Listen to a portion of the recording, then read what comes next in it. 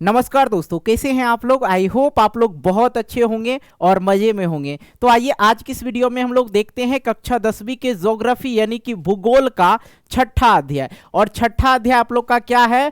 विनिर्माण उद्योग। क्या है? विनिर्माण उद्योग। इसको हम लोग एकदम जबरदस्त तरीका से समझने वाले हैं। इससे पहले मैं आप लोग को बता दूं, इससे पहले जितने भी अध्याय, भैया 5 अध्याय तो है कि नहीं, छठा है तो 5 अध्याय है, तो पांचों अध्याय जो है एकदम जबरदस्त तरीका से पढ़ा रखे हैं। अगर आप लोग नहीं देखे हैं तो इसी वीडियो के नीचे डिस्क्रिप्शन बॉक्स में आप लोग को लिंक मिल जाएगा, वहां से आप लोग जाके देख लीजिएगा। और हाँ, बताते हैं आप लोग का जो इतिहास है ना, इतिहास पूरा बुक पढ़ा दिए हैं आप लोग का, पूरा बुक आप लोग का पढ़ा दिए। जितना भी अध्याय है सब अध्याय कंप्लीट है। और हाँ, सब अध्याय का पाठ का प्रश्न उत्तर भी बता दिए हैं, वो सब भी आप लोग कर लीजिएगा। ओके, तो आइए आज हम लोग क्या पढ़ने वाले हैं? छठा अध्याय विनिर्माण उद्योग। और एक ही वीडियो में पूरा अध्याय को आज हम लोग कंप्लीट करने वाले हैं, इसलिए वीडियो तो लंबा होगा ही, आप लोग पूरा देख लीजिए। एकदम जबरदस्त तरीका से आप लोग को समझा देते हैं। आइए शुरू करते हैं। सबसे पहले हम लोग समझते हैं विनिर्माण किसको कहते हैं। ठीक है,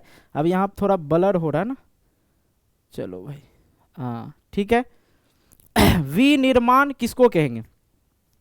तो भाई चीनी खाए हो ना, चीनी कहाँ से आता है? तो कहेंगे सर चीनी कहाँ से आता है, दुकान से आता है? नहीं, चीनी जो है खेत से आता है, मतलब कृषि से आता है। कहेंगे कैसे सर? ये देख रहे हो ना, गन्ना है, ये क्या है? गन्ना है। गन्ना को काटा जाता है, फिर चीनी उद्योग या जहाँ फैक्ट्री होता है, चीनी उद्योग जहाँ, उसको उद्योग ही बोलिए, चीनी उद्योग में भेजा जाता है, मतलब उद्योग में भेजा जाता है। उसके बाद इस गन्ना को जो है चूड़ ममूड़ कर इससे रस निकाला जाता है। ठीक है, और रस निकालने के बाद चीनी और गुड़ होता है। ठीक है, शक्कर बोला जाता है कहीं कहीं पे मीठा बोला जाता है कि नहीं, तब जाके इसका निर्माण होता है। तो विनिर्माण किसको कहते हैं? जो कच्चे माल का, जो पहले कच्चा माल है, ठीक है, उसके बाद तैयार किया गया है, उसी को बोलते हैं विनिर्माण। क्या बोलेंगे? विनिर्माण। तो देखिए यहां पे विनिर्माण समझिए, मशीनों द्वारा बड़ी मात्रा में कच्चे माल से अधिक मूल्यवान वस्तुओं के उत्पादन को विनिर्माण कहते हैं। अब समझ में आ गया, विनिर्माण किसको कहेंगे? मशीनों द्वारा बड़ी मात्रा में कच्चे माल से अधिक मूल्यवान वस्तुओं का उत्पादन करना विनिर्माण कहलाता है। तो कच्चा माल ये हो गया, ये कहां से आया होगा? कृषि से। कहां से आया होगा? कृषि से आया होगा। कहां से? कृषि से, मतलब खेत से। खेत में क्या था? खेत में क्या था भाई? गन्ना था। इसको कहां भेजे? फैक्ट्री में भेजे, उद्योग में भेजे, उद्योग में भेजे। यहां पे इसको ममोड़ तमोड़ के रस निकाला गया, मतलब गन्ना का जूस तो पिए होंगे, है कि नहीं जी, गन्ना का जूस। तो उसी प्रकार से यहाँ पे जो है गन्ना का जो है रस निकाला जाता है, और पूर्ण प्रक्रिया के द्वारा, ठीक है, मतलब जो प्रक्रिया होता है उद्योग का, जो प्रक्रिया होता है मशीनों के द्वारा, तब जाके चीनी बनाया जाता है। तब हम लोग का मुंह जो है क्या होता है? मीठा होता है। ओके, आइए आगे हम लोग समझते हैं विनिर्माण उद्योग का जो महत्व क्या है। विनिर्माण उद्योग का महत्व क्या है, अब समझिए। विनिर्माण उद्योग जो है, विनिर्माण उद्योग क्या कहेंगे? जहां कच्चा माल पहले पहुंचता है। पहला तो इधर रोजगार हो गया, कच्चा माल पहले, और उसके बाद कच्चा माल से नई वस्तुओं को तैयार किया जाता है। ठीक है, वही हो गया। और उसका महत्व क्या है? तो महत्व क्या है समझिए, विनिर्माण उद्योग से कृषि का आधुनिकीकरण करने में मदद मिलती है। ठीक है, और विनिर्माण उद्योग से लोगों की जो आय के लिए कृषि पर निर्भरता जो है कम हो जाता है, क्योंकि भारत जो है कृषि प्रधान देश है। भारत क्या है? कृषि प्रधान देश है। ठीक है, यहां पे पहले, अब तो कम हो गया, पहले अगर देखा जाए तो 60 से 70% लोग जो था कृषि पर ही आधारित था। उनका रोजी रोटी, कमाना धमाना सब चीज किसानिये से होता था। अभी भी है लेकिन अब कम है। ठीक है, अब कम क्यों है सर? औद्योगिकरण हो गया, मतलब बहुत बड़ा बड़ा उद्योग खुल गया, और वहां पे लोगों का जरूरत होता है। मशीन तो लगा है ही भाई, मशीन अपने से तो चल रही है, लेकिन चलाने वाला चालक होना चाहिए। तो चालक कौन जा रहा है? मजदूर जा रहा है। तो उद्योग में जो है बहुत मजदूर काम करते हैं, तो उनको भी काम मिल जाता है। ओके, तो विनिर्माण प्राइमरी और सेकेंडरी सेक्टर में रोजगार के अवसर बढ़ाने में क्या मिला? मदद मिलता है। इससे बेरोजगारी और गरीबी दूरी करने में या दूर होने में क्या मिलता है? मदद मिलता है कि नहीं भाई? तो जब पैसा कमाइएगा तो क्या होगा, बेरोजगारी हटेगा, आपको क्या मिल जाएगा, पैसा मिल जाएगा। तो बेरोजगार आप हैं नहीं है। ओके, तो उद्योग वगैरह में ये सब होता है। एक उद्योग में अगर मैं बात करूं तो कम से कम 500 मजदूर काम करता है। सबका रोजी रोटी वहीं पे चलते रहता है बाहर। हालांकि अगर बात करें बिहार में तो कम है कि नहीं जी, बिहार में कम है, यूपी में भी उद्योग है, आपके मध्य प्रदेश में भी उद्योग है, झारखंड में सबसे ज्यादा उद्योग है कि नहीं। निर्मित वस्तुओं का निर्यात, निर्मित जो वस्तु भारत के अंतर्गत बनता है उसका निर्यात का मतलब क्या हो गया, निर्यात का मतलब, आयात का मतलब हो गया लाना, किसी देश से हम कोई वस्तु को खरीद रहे हैं, और निर्यात का मतलब हो गया किसी देश में हम वस्तु को बेच रहे हैं। अब क्या बेच रहे हैं भाई, ऐसा नहीं कि सिर्फ चीनिये बेच रहे हैं, नहीं, जो हम लोग सूती कपड़ा जो पहनते हैं ना, सबसे ज्यादा भारत में ही होता है कपास, और कपास से अदर जो भी कंट्री है, जो भी देश है, वहां पर हम लोग भेजते हैं, निर्यात करते हैं। ठीक है, तो निर्यात व्यापार को बढ़ाता है जिससे अपेक्षित वस्तु विदेशी मुद्रा प्राप्त होती है। अब दूसरे देश की मुद्रा को क्या कहते हैं, विदेश कहते हैं, अपने देश को कहते हैं देश, बाकी जो भी देश है उसको क्या बोलते हैं, विदेश बोलते हैं। तो विदेशी मुद्रा हमें प्राप्त होती है। अब विदेशी मुद्रा का जो वैल्यू है अलग ही लेवल का है भाई। ठीक है, बहुत सारे देश का कम है, लेकिन अगर देख जाए अमेरिका का देख लीजिए, अमेरिका में क्या चल रहा है, डॉलर चल रहा है। क्या चल रहा है, डॉलर। $1 बराबर अभी भारत में क्या रुपया है, 83 रुपया है। वहां का $1 और यहां का 83 रुपया। अपना बगल थोड़ा सा चले जाओ नेपाल, नेपाल में जो है 1 रुपया का इधर हो जाता है 1.5। ठीक है, उधर हो जाता है 1.5 गुना।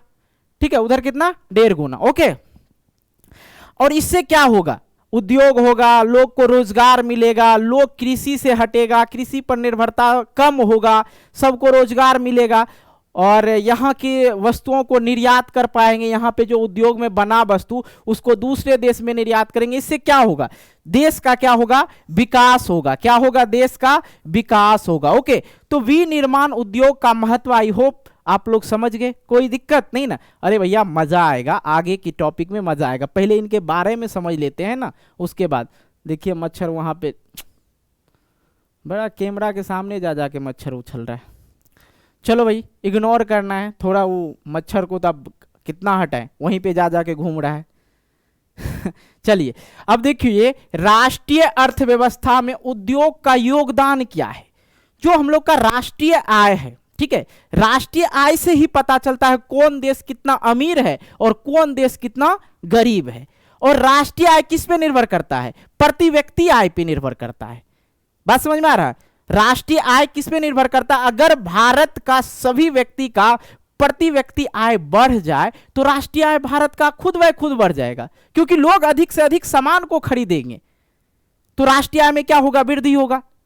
अब हमने इससे पहले आप लोग को इतिहास पढ़ाया था जिसमें बताया था कि उस समय राजा हुआ करता था। राजा क्या लेते थे, कर लेते थे, टैक्स लेते थे। लेकिन आज की सरकार टैक्स नहीं ले रहे हैं आपसे, आज भी सरकार टैक्स ले रहे हैं, लेकिन पता नहीं चलता है आपको कि टैक्स ले रहे हैं कि नहीं ले रहे। अरे भैया आप खाना खाने जाइए कहीं, वहां पे आपको टैक्स देना पड़ता है। कोई वस्तु खरीदते हैं तो उस पर लिखा रहता है इंक्लूड ऑल टैक्स। कोई भी चीज उठा के देख लीजिए, साबुनों जो खरीदते हैं ना, साबुन, 1 रुपया का शैम्पू, उसमें भी लिखा रहता है इंक्लूड ऑल टैक्स। ठीक है, तो सरकार हमसे टैक्स ले रहा। लेकिन पहले क्या होता था, पहले वस्तु से नहीं टैक्स लिया जाता था। पहले क्या होता था, लोगों को देना पड़ता था जाके राजा के पास कि राजा हमने इतना कमाया, हमारे पास इतने खेती में जो है इतना अन्न हुआ, कुछ आप रख लीजिए। ठीक है, या उनको बुलाया जाता था, रे तोरे खेत में इतना अनाज हुआ, तुमने कर काहे न हमरे यहां पहुंचाया। उस समय इस तरह से होता था। ठीक है, तो यहां पे अगर राष्ट्रीय आय विकसित हुआ, मतलब हम लोग का अगर प्रति व्यक्ति आय अधिक हो गया तो राष्ट्रीय आय विकसित होगा। ठीक है, तो उद्योग में मतलब जो विनिर्माण उद्योग है उससे अगर देखा जाए उद्योग का योगदान क्या है राष्ट्रीय आय में, समझिए। पिछले 2 दशक से सकल घरेलू उत्पाद, ठीक है, अब भैया आप लोग को सकल घरेलू उत्पाद जो है एकदम जबरदस्त तरीका से हम आप लोग को सिविक्स में समझाएंगे। अभी यहां पे इतना ही समझ लीजिए, सकल घरेलू उत्पाद सीडीपी। ठीक है, विनिर्माण उद्योग का योगदान जो है 27% है सकल घरेलू उत्पाद में, और मैं बात करूं 17% ही है अब। पहले जो था पिछले 2 दशक से सकल घरेलू उत्पाद में विनिर्माण उद्योग का योगदान 27% था, लेकिन अब जो बच गया है सिर्फ 17% बच गया, क्योंकि 10% भाग जो है किस उद्योग में चला गया, ये खनिज खनन, गैस, विद्युत ऊर्जा में जो है इसका योगदान है। ये भी उद्योग ही है। खनिज के बारे में पढ़ा है ना जी, खनिज के बारे में कल ही मैंने पढ़ा रखा था। तो खनिज, गैस, विद्युत ऊर्जा का योगदान है 10%। उस हिसाब से देखा जाए तभी भी 27% ही है उद्योग का, लेकिन बट गया। जो विनिर्माण उद्योग था उससे 27% 2 दशक पहले था, लेकिन अभी जो 10% भाग है वो कहां चला गया, खनिज, खनन, गैस, विद्युत ऊर्जा उद्योग से अब जो है आने लगा सीडीपी, मतलब सकल घरेलू उत्पाद। आगे बात करते हैं कि भारत के अपेक्षा अन्य पूर्वी एशियाई देशों में विनिर्माण का योगदान सकल घरेलू उत्पाद में 25 से 35% है। 25 से 35% है। तो एशिया क्या है भाई, महादेश है, पढ़ा रखे हैं ना, याद होगा ना, एशिया। ठीक है, कितना महादेश है भाई, महादेश कितना है, महादेश या महाद्वीप बोलिए, कितना है, 7 है। सबसे बड़ा महादेश कौन सा है, सबसे बड़ा जो है महादेश कौन सा है, एशिया महादेश है। और एशिया महादेश के अंतर्गत ही कौन सा आता है देश, अपना भारत आता है। कौन सा आता है, भारत आता है। ठीक है बच्चा, पढ़ा रखें। अब देखो यूरोप क्या है, महादेश है। यूरोप क्या है, यूरोप महादेश है। यूरोप महादेश में कितने देश है, तो याद रखना आप लोग को 44 देश है। कितने देश है, 44 देश है। अरे भैया आप लोग को जब मैंने यूरोप में राष्ट्रवाद पढ़ा रखा था तो बताया था ना ये चीज।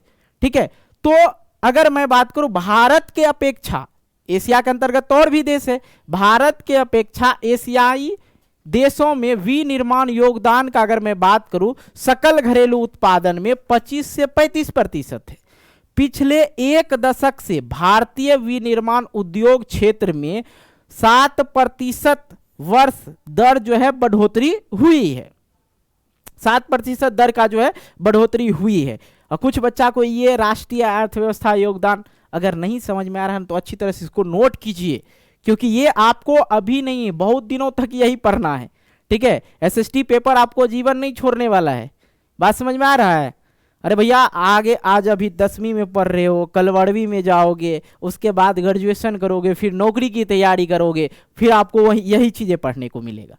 तो उस समय सोचिएगा सर पढ़ा रहे थे लेकिन हमने ध्यान नहीं दिया, इसलिए ध्यान दीजिए आप लोग। ठीक है, अब देखिए अगले हम बात करते हैं बढ़ोतरी का। यह दर अगले दशक में 12% अपेक्षित। वर्ष 2003 से विनिर्माण क्षेत्र का विकास जो है 9 से 10% प्रति वर्ष की दर से हुआ। ठीक है, 9 से 10% प्रति वर्ष के दर से हुआ है। चलिए यहां तक कंप्लीट हुआ।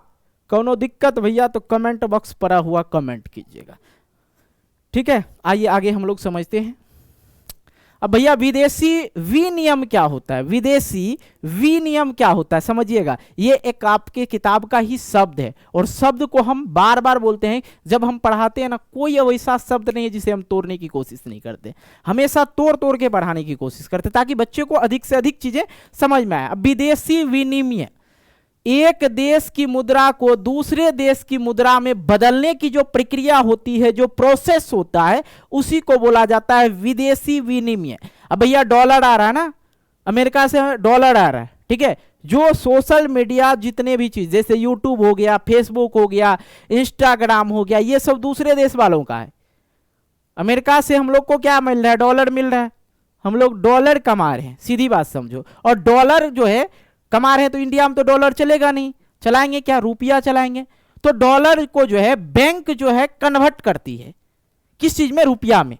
तो उसी प्रोसेस को, उसी चीजों को क्या कहेंगे, विदेशी विनिमय। ओके, विदेशी विनिमय कहेंगे। अब विदेशी मुद्रा क्या हो गया भैया, विदेशी मुद्रा, मुद्रा का वह माध्यम जिसके द्वारा सरकार दूसरे देश से वस्तु खरीदती है, बेचती है। ठीक है, दूसरे देश से वस्तु खरीदती है, बेचती है। वस्तु विदेशी विनिमय का मतलब क्या बताए थे? पैसों का एक्सचेंज करना, ठीक है। रुपयों मतलब दूसरे देश की मुद्रा को चेंज करना, एक्सचेंज करना, ठीक है, अपने देश में या दूसरे देश में। भारत से अगर हमको अमेरिका जाना पड़ा तो अमेरिका में तो हम ये पैसा नहीं चलाएंगे 10 टकिया 20 टकिया, वहाँ क्या चलेगा? डॉलर। तो हमको चेंज करना होगा कि भैया हमको डॉलर दे दीजिए, हम कुछ शॉपिंग वगैरह कर लेंगे, खा लेंगे, पी लेंगे, है कि नहीं? तो वहाँ पे चेंज करना होगा। तो प्रक्रिया जो होता है, डेट मीन्स प्रोसेस, जो एक्सचेंज करने की जो प्रोसेस होती है उसको क्या बोलेंगे? विदेशी विनिमय। और जो हम लोग पैसा चला रहे हैं, किसी देश में हम कोई चीज खरीद रहे हैं ना, वो विदेशी मुद्रा हो गया। चाहे हमारे देश में अमेरिका का लोग आ जाए, कुछ खरीदना है, वो क्या हो जाएगा? विदेशी मुद्रा हो जाएगा। ओके, आइए अब हम लोग समझते हैं उद्योग को अवस्थित का प्रभावित करने वाला कारक कौन कौन से। उद्योग अगर हम कहीं पे, ये लाइन आप लोग को समझ में नहीं आया होगा, उद्योग को अवस्थिति को प्रभावित करने वाला कारक कौन कौन से। अब ये चीजों तो किताब की भाषा नहीं समझ में आई होगी। अरे भैया हम हैं, टेंशन मत लीजिए। का है, अब देखिए यहाँ पे जो है उद्योग कहाँ अवस्थित, मतलब उद्योग को कहाँ लगाया जा सकता है। उद्योग अगर आप लगाना चाहते हैं तो क्या देखेंगे वहां पे? जिस जगह पे आप उद्योग को स्थापित करना चाहते हैं वहां क्या देखेंगे? वहां देखना होगा कि उद्योग को अवस्थित करने का जो भौतिक कारक है क्या क्या है? अनुकूल जलवायु, वहां की जलवायु क्या है, वहां का जलवायु डेट मीन्स क्या, मौसम कैसा है, गर्मी है, ठंडी है, बरसात है, किस प्रकार की वहां मौसम है, सबसे पहले आपको यह देखना होगा। दूसरी की शक्ति का साधन है कि नहीं है, भैया बिजली है कि नहीं है उस जगह पे। अगर बिजली नहीं होगा तो फिर उद्योग कैसे चलेगा?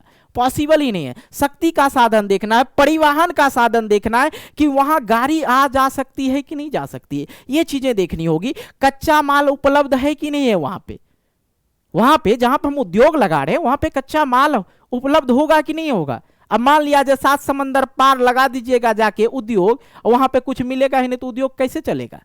तो उद्योग चलाने के लिए, अगर उद्योग आप स्थापित करना चाहते हैं तो उसके लिए अनुकूल जलवायु देखना होगा, वहां की मौसम कैसी है, और शक्ति का साधन है कि नहीं, बिजली है कि नहीं, परिवहन साधन है कि नहीं, मतलब गाड़ी आने जाने की सुविधा है कि नहीं, वहां पे जो है कच्चा माल उपलब्ध है कि नहीं, इन सभी कारक को हमें देखना होगा। अब दूसरी बात कि उद्योग की अवस्थिति, ठीक है, अवस्थिति का मानवीय कारक क्या है, उद्योग का स्थापना करने का मानवीय कारण क्या है, मानवीय कारक क्या है। ओके, मानवीय कारक क्या देखेंगे?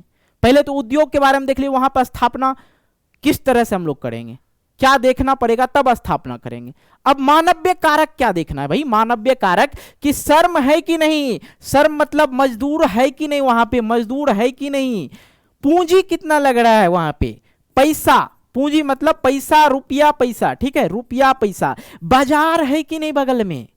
अरे भैया मजदूर रहेगा तभी तो वहां फैक्ट्री में काम होगा, पैसा रहेगा तभी तो हम फैक्ट्री में बहुत सारी चीजें लगा सकते हैं, उद्योग खोल सकते हैं, वहां पे बाजार होगा तभी तो हम उद्योग में निर्मित वस्तु को बेच सकते हैं ना। ओके, परिवहन है कि नहीं, परिवहन मतलब आने जाने का सुविधा है या नहीं, संचार है कि नहीं, बैंकिंग सेवा है कि नहीं, बैंकिंग रहेगा तब ना। अब मान लिया जाए उद्योग लगा लिए हैं, उद्योग में 5, 10, 15, 20 लाख का लगभग डेली ये बैंक में जमा करना पड़ता है। तो अब बैंक नहीं रहेगा तो दूर जाइएगा तो छीन लेगा रास्ते में, बैंक होना जरूरी है। बीमा की सुविधा है कि नहीं, और वहां की जो सरकार की नीतियां हैं, सरकारी नीतियां जरूरी है। फैक्ट्री लगा दिए, अगर सरकारी नीतियां नहीं रहा, कोई लूटिए लिया तो उसके बाद में जिम्मेवार कौन बनेगा? मालिक नहीं, सरकार को भी जिम्मेवार बनना होगा, क्योंकि सरकार क्या लेती है हमसे? टैक्स लेती है, कर लेती है कि नहीं? समझ में आया? आइए आगे हम समझते हैं उद्योग का जो वर्गीकरण किया गया है। उद्योग का निम्न प्रकार से वर्गीकरण किया गया है, प्रयुक्त कच्चे माल के स्रोत के आधार पे, ठीक है, माल के कच्चे माल के स्रोत, कच्चा माल का स्रोत क्या है, उसके आधार पे जो है उद्योग को 2 भाग में बांटा गया है, एक कृषि आधारित, एक खनिज आधारित। खनिज भी जो है कच्चा माल में ही आता है। तो कृषि आधारित क्या क्या हो जाएगा? सूती वस्त्र, कपास वगैरह से बनती है, ऊनी वस्त्र, पटसन, रेशम वस्त्र, रबर, चीनी, चाय, कॉफी, वनस्पति तेल, ये सब क्या हो गया? कृषि आधारित उद्योग हो गया। ठीक है। अब देखो खनिज आधारित उद्योग, ये क्या होगा, कच्चा, ये भी कच्चा है। यहां पर क्या करा, प्रयुक्त कच्चे माल के आधार पर उद्योग का वर्गीकरण दो प्रकार का होता है। एक कृषि आधारित, कृषि आधारित क्या हो जाएगा, सूती वस्त्र, ऊनी वस्त्र, पटसन, रेशम वस्त्र, रबर, चीनी, चाय, कॉफी, वनस्पति तेल उद्योग। खनिज में क्या हो गया भैया, लोहा, इस्पात, सीमेंट, एल्युमिनियम, औजार, पेट्रो रसायन उद्योग, ये सब क्या हो जाएगा, ये भी है कच्चा ही माल है। अब लोहा जहां से निकलता है डायरेक्ट छड़े निकल जाता है जी, लोहा को शुद्ध किया जाता है, उसके बाद उसको बनाया जाता है, उसकी आकृति दी जाती है, तभी तो होता है कि नहीं। तो ये सब विनिर्माण उद्योग में ही आता है। ओके। और कच्चे माल के आधार पर, कच्चे माल के स्रोत के आधार पर उद्योग दो प्रकार का होता है, कृषि आधारित उद्योग, खनिज आधारित उद्योग। ओके। प्रमुख भूमिका के आधार पर, प्रमुख भूमिका के आधार पर कृषि दो प्रकार के होते, सॉरी उद्योग जो है दो प्रकार के होते हैं। अब कौन कौन से, आधारभूत उद्योग, प्रमुख मतलब क्या हो गया, इंपॉर्टेंट, महत्वपूर्ण, प्रमुख वही ना होना, प्रमुख किसको कहेंगे, जो इंपॉर्टेंट होगा, वो होना ही चाहिए, उसको इंपॉर्टेंट में रखा गया है। आधारभूत उद्योग, आधारभूत उद्योग में जिसके उत्पादन या कच्चे माल दूसरे उद्योग पर निर्भर है, जैसे लौह इस्पात, तांबा प्रगलन एवं एल्युमिनियम का प्रगलन उद्योग।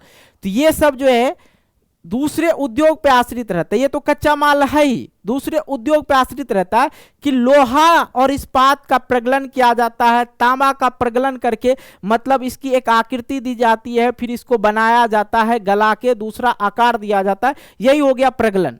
ओके। उपभोक्ता उद्योग, उपभोक्ता उद्योग क्या हो गया, जो उत्पादन उपभोक्ताओं को सीधे उपयोग हेतु करता है, जैसे चीनी हो गया, दंत मंजन हो गया, कागज हो गया, पंखे हो गया, सिलाई मशीन हो गया, ये सब जो उत्पादन जो बना रहा उपभोक्ता, उपभोक्ता को सीधे उपयोग हेतु करते हैं। चीनी का हम लोग उपयोग करते हैं, चीनी उगाता कौन है, इंसान ही उगाता है ना, दंत मंजन, कागज, पंखे, सिलाई मशीन आदि हो गया। प्रमुख भूमिका के आधार पर जो उद्योग होता है दो प्रकार का होता है, एक आधारभूत उद्योग, एक उपभोक्ता उद्योग। आई होप ये क्लियर हो गया। पूंजी निवेश के आधार पे, पूंजी आप कितना खर्चा करोगे, अगर अधिक पैसा खर्चा करेंगे तो बड़ा सा उद्योग बनाएंगे, अगर कम पैसा खर्चा करेंगे तो छोटा सा उद्योग होगा। ठीक है। तो देखो सबसे कम जो होता है, सबसे छोटा उद्योग को कहा जाता है कुटीर उद्योग। कुटीर उद्योग, कुटीर उद्योग सबसे छोटा उद्योग। ठीक है, सबसे छोटा उद्योग। ठीक है, छोटा उद्योग। अब कुटीर उद्योग में क्या आ जाएगा भाई, खिलौना आ जाएगा, खिलौना हो जाएगा, पेन हो जाएगा, मतलब कलम का उद्योग, खिलौना का उद्योग, कलम का उद्योग, ये सब कुटीर उद्योग में आ जाता है। कुटीर सॉरी कुटीर लिख दिए ना, ओके। कलम, ये सब क्या हो गया, कुटीर उद्योग में आ जाता है। इसमें मजदूर भी कम रहता है, मजदूर भी क्या रहता है इसमें, मजदूर भी कम रहता है, मजदूर भी कम रहता है, निवेश भी कम होता है, मतलब पैसा भी कम लगता है। ओके, इनके लिए जगह भी कम चाहिए, इनके लिए जगह भी कम होगा, जगह भी कम होगा, होना हो सकता है कम हो, चलेगा। ओके, आओ तो पूंजी निवेश, जितना आप पैसा खर्चा करेंगे, गया मच्छर, बहुत मार गया, ये मर गया, इसका जीवन खत्म हो गया। अब आएगा जानबूझ के मरने के लिए, तो क्या कीजिएगा। लघु उद्योग, ठीक है, लघु उद्योग मतलब छोटा ही हो गया, जिस उद्योग में 1 करोड़ रुपया तक की पूंजी का निवेश हो उसको लघु उद्योग कहेंगे। 1 करोड़ रुपया अगर आप किसी उद्योग में लगाते हैं तो आपका लघु उद्योग होगा। 1 करोड़ जानते हैं ना, हाँ 100 लाख।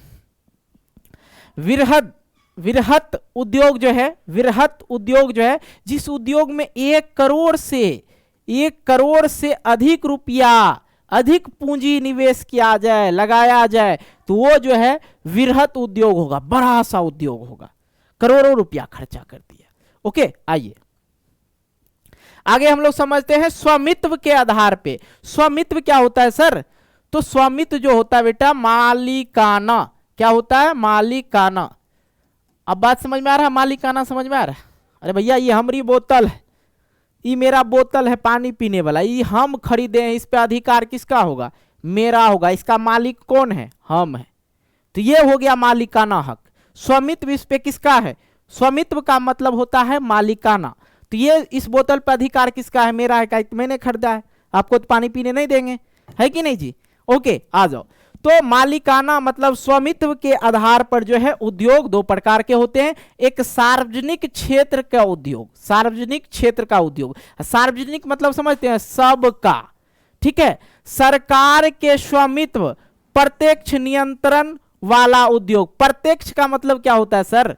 प्रत्यक्ष का मतलब नहीं समझ रहे होंगे, काहे कि हिंदी है ना, अब समझ में आएगा। डायरेक्ट, अब समझ में आएगा, अब समझ में आया। डायरेक्ट, डायरेक्ट सरकार का नियंत्रण वाला उद्योग को क्या कहेंगे? सार्वजनिक क्षेत्र वाला उद्योग। सरकार की संपत्ति अपनी संपत्ति, है कि नहीं? सरकार को हम बनाए हैं, ना कि सरकार हमें बनाया है। सरकार का औकात कुछ नहीं है मेरे सामने, क्योंकि सरकार बनाने वाला हम हैं, वो हमको थोड़े बनाया। वो लोग तो हमरे पैसा पे जाके वो जो गाड़ी से घूमना है घूम रहा है। जो भी नेता है, जो भी अभिनेता, जो भी है, हम नाम तो नहीं ले सकते, कहेगा सर जी का ये सब नाम लेना सही नहीं होता है। जो भी सरकार में है ना, वो हम लोग के पैकेट वाला पैसा से जी रहा है। समझ में आ रही बात? इसलिए सरकार की संपत्ति अपनी संपत्ति। ओके, तो आ जाइए निजी क्षेत्र उद्योग। तो सार्वजनिक क्षेत्र पर सबका अधिकार होगा, मतलब सरकार का स्वामित्व प्रत्यक्ष मतलब डायरेक्ट नियंत्रण वाला उद्योग को किसको कहेंगे? सार्वजनिक क्षेत्र का उद्योग। निजी क्षेत्र वाला उद्योग, निजी क्षेत्र के उद्योग, निजी क्षेत्र का उद्योग। अब यहां पे क्या होगा? प्राइवेट। प्राइवेट समझते हैं ना, एगो सरकारी स्कूल होता है, एगो प्राइवेट स्कूल होता है कि नहीं? जे एगो आदमी मिलके एक प्राइवेट स्कूल को चलाते हैं, भले 4 गो स्टाफ 10 गो स्टाफ शिक्षक रख लेते हैं ताकि पढ़ाएं, लेकिन है किसका? सरकार का है, प्राइवेट है, वहां पे अच्छी तरह से काम होता है। प्राइवेट अस्पताल हो गया, ये सब पे किसका अधिकार होगा? निजी व्यक्ति का अधिकार होगा। सरकार का रहेगा तो सरकारी, सार्वजनिक उसको बोलेंगे, सबका अधिकार।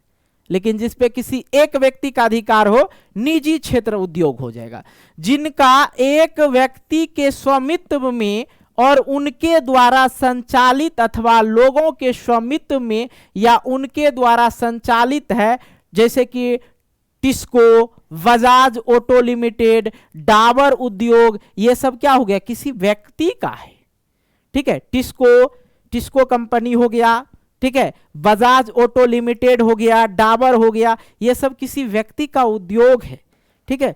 एक कंपनी है, ना कि सरकारी है कि नहीं? वैसे भी देखा जाए तो आज के डेट में सरकारी ऐसा है। सरकारी स्कूल का स्थिति देख लीजिएगा, पढ़ाई के नाम पे कुछ होता नहीं, ठीक है। सरकारी स्कूल में पढ़ाई के नाम पे कुछ नहीं होता। मास्टर इधर घोलटल है, मैडम इधर सुतल है कि नहीं? तो सरकारी स्कूल की वही है। अब चल जाइए सरकारी अस्पताल, डॉक्टर आएंगे 12 बजे और कहिएगा इधर, सुनेगा उधर, अब पेशेंट का हालत खराब है। लोग क्या करते हैं आज के डेट में? प्राइवेट अस्पताल में जाते हैं, जबकि प्राइवेट वाले से अच्छा सरकारी वाले के पास डिग्री है। सरकारी अस्पताल में जो जॉब कर रहे हैं, जो भी डॉक्टर हैं, वो अच्छे डॉक्टर हैं, ना कि खराब डॉक्टर हैं।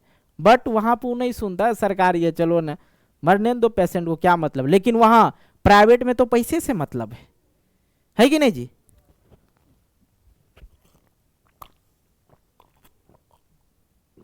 हाँ, चलिए इस सब बात को हम यहीं पे ख़त्म करते हैं, नहीं तो बवाल हो जाएगा, ज़्यादा बोल देंगे। ओके, तो आप लोग समझ गए कि स्वामित्व मतलब मालिकाना के हक के या आधार पे जो है उद्योग जो होता है दो प्रकार के, एक सार्वजनिक क्षेत्र उद्योग, एक निजी क्षेत्र उद्योग। आइए आगे हम लोग समझते हैं इसी में संयुक्त उद्योग, ठीक है। अच्छा, यहाँ पे स्वामित्व के आधार पे जो है दो हो गया, अब यहाँ पे संयुक्त उद्योग समझते हैं। अब भैया संयुक्त उद्योग क्या होता है?